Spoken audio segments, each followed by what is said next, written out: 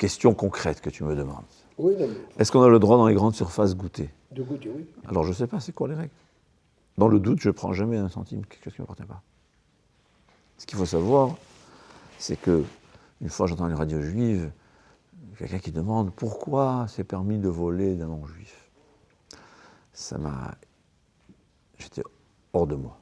Au contraire, c'est pas bon. Voler d'un non-juif, pour 3 raisons, c'est totalement interdit. Première raison, le Shulchan Aruch. Il dit, on n'a pas le droit de voler ni d'un juif, ni d'un non-juif, min ha-Torah. À 2 reprises, le Shulchan Aruch, il précise explicitement, ça veut dire l'interdit de ne pas voler, il ne fait pas de différence entre un juif et un non-juif. Voler, c'est vrai. C'est interdit. Le déluge a eu lieu à cause du vol, c'était des non-juifs qui se volaient entre eux. Ça n'a rien à voir. On n'a pas le droit. Mais il y a encore 2 raisons pour lesquelles c'est beaucoup plus grave. De voler un non-juif. Un non-juif. C'est-à-dire, celui qui veut voler, il vaut mieux qu'il vole d'un juif, pas d'un non-juif. Le juif mechaper. Pourquoi? Le juif mechaper. Première raison, quand on vole d'un non-juif, il y a un chilul Hashem. C'est la profanation du nom d'Hachem. Qu'est-ce qui se passe quand on apprend qu'un juif est voleur? Les juifs, c'est des voleurs. C'est quoi les juifs? Les représentants d'Hachem. Nous, on doit être le représentant d'Hachem, on doit montrer qu'est-ce que la Torah, elle nous fait. Donc c'est beaucoup, beaucoup plus grave. Et troisième raison pour laquelle c'est interdit, le Harizal, il dit de la Kabbalah, je vous dis franchement, je n'ai pas les compétences de comprendre la Kabbalah. Mais, à ce que j'ai compris qu'il veut dire le Harizal, c'est très simple. Chas v'shalom, quelqu'un qui prend de l'argent de son ami. Il a acheté avec des téphilines, ou il a mangé, qui est aussi une mitzvah. Il a mangé, je ne parle pas manger Shabbat. Ouais, je parle, il a mangé, il vit avec. Sa vie appartient à qui? À celui à qui j'ai volé. Qui le vole? Qui l'a volé. C'est son argent qui m'a donné la vie. Donc l'autre, il va arriver en haut, il a vécu. Chaque seconde de la vie, on fait des mitzvot. Même le rachat le plus grand, il a beaucoup de mitzvot. Beaucoup de bonnes actions. Le fait même de dire je crois en Dieu, c'est une mitzvah. Il va arriver en haut, on va lui dire monsieur, la moitié de tes mitzvot appartiennent à ceux à qui tu as volé. Parce que sans eux, tu aurais une demi-vie. Skin. Maintenant, qu'est-ce qui est pire? Quand ces mitzvot appartiennent à ton frère ou quand ces mitzvot appartiennent à ton ennemi? Ennemi. Voilà. Comme ça, je comprends le Harizal. Voler d'un non-juif, c'est beaucoup plus grave. Beaucoup, beaucoup, beaucoup plus grave. Maintenant, si vous voulez, pour faire une mitzvah. Très bien. Voler pour faire une mitzvah. La Gemara dit à quoi ça ressemble voler pour faire une mitzvah? Là aussi, c'est pire. La Gemara dit Machal et Mahad Avar Domé. Exemple. Il y a quelqu'un qui vole les habits du roi. Ouais. Mais les habits, il se les porte à 1000 km du roi. Et une fois, ce voleur-là a été invité par le roi. Il décide quel habit je vais mettre, les plus beaux habits que j'ai. Lesquels? Les habits qu'il a volés du roi.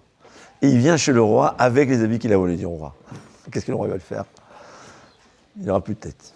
La guillotine sur place. La même chose, comme on a dit. Quelqu'un qui vole, il se mange avec, bon, c'est grave.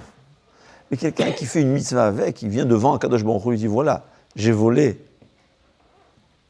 Sonné Gezel Be'ola. Akadosh Baruch Hu déteste le vol d'un sacrifice. Ça veut dire que quelqu'un a volé de l'argent, il achète un sacrifice, ou il vole un animal, il le sacrifie, Akadosh Baruch Hu, il déteste. Il déteste. Voler pour nourrir quelqu'un, mais pas sacrifice. C'est assourd, on l'a dit. Voler pour nourrir, c'est totalement interdit. Totalement interdit. Même quelqu'un qui n'a pas de quoi manger, alors quand s'il risque de mourir, on l'a vu que c'était une marloquette, une discussion. Mais s'il ne risque pas de mourir, même s'il va manger, il n'a pas le droit, aucun droit de voler d'un riche. Même si le riche, il a ses 40 ans. Voler pour une ça, c'est beaucoup plus grave. Dit le Be'er Hagola. Le Be'er Hagola, il dit, je peux témoigner que j'ai vu beaucoup de gens qui étaient riches. Mais tôt ou tard, leur argent a disparu. Leur richesse a été perdue.